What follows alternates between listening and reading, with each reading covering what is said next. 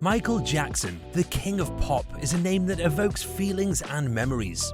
The guy who rose to prominence as the embodiment of entertainment, whether in songs or dance, trying to make the world dance to his beats, is still a part of today's generation's process of becoming more aware of popular culture. When well-known performers pass away, the community goes through a now all too familiar ritual. We grieve on social media.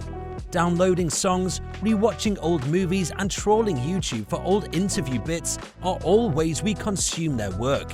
And if the death comes as a shock, stealing a respected character from us too soon, we seek the truth to a single nagging question: why? Michael Jackson died unexpectedly at the age of 50 12 years ago, and we know why, at least in broad terms. Jackson died as a result of a fatal cocktail of medications in his systems, as established during the 2011 trial that found Jackson's physician, Conrad Murray, guilty of involuntary manslaughter. This included an excessive amount of surgical anesthetic propofol, which Murray administered and which Jackson frequently used to help him sleep. So for today's video, let's now look back and tackle the untold truth about Michael Jackson's death. But before we get into it, do me a favor and smash the like, subscribe to the channel, and hit the bell button for notifications whenever a new video is published. Without further ado, let's jump right into the video. Michael Jackson's tragic death.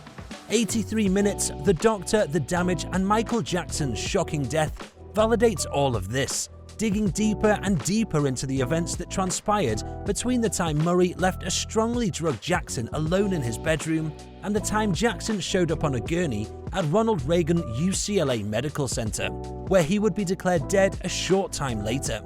The scope of the book, however, goes beyond the events of June the 25th, 2009, the day of Jackson's death, to look at various elements that combined over the years to bring the king of pop's life to an end so soon.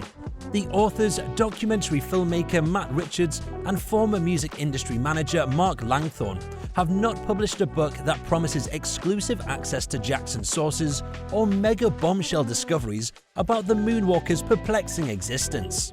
Instead, they've painstakingly found a connection between the gloved one's reign in the 1980s and his final days as a highly addictive income artist attempting a fight back that he wasn't physiologically and psychologically ready to mount, using testimony and evidence from Murray's trial, as well as previously published media reports and books about Jackson. Richards and Langthorne wrote that January 27, 1984 was the beginning of the end for Michael Jackson, alluding to the day Jackson sustained third-degree burns on his scalp whilst filming a Pepsi commercial. As the book, which was first published in the United Kingdom last year, the singer was in such discomfort that he used Percocet, Darvocet, and significant doses of Demerol during his following scalp treatments, all of which began a decades-long addiction to opioids. This reliance, along with the financial issues that compelled him to commit a rigorous run of concerts in London in 2009, paved the way for Jackson to become increasingly dependent on Murray, a doctor who is also experiencing financial difficulties. 83 minutes delves so deeply into the minutiae of Jackson's death that it lacks the space or motivation to explore wider concerns, such as the so-called VIP syndrome, which allows the wealthy and famous to enjoy preferential treatment even when it is not in their best interests. The recent death of Prince, another great pop musician who died from an overdose of medicine, serves as a reminder that Michael Jackson's death was not the first nor the last needless loss of an amazing talent.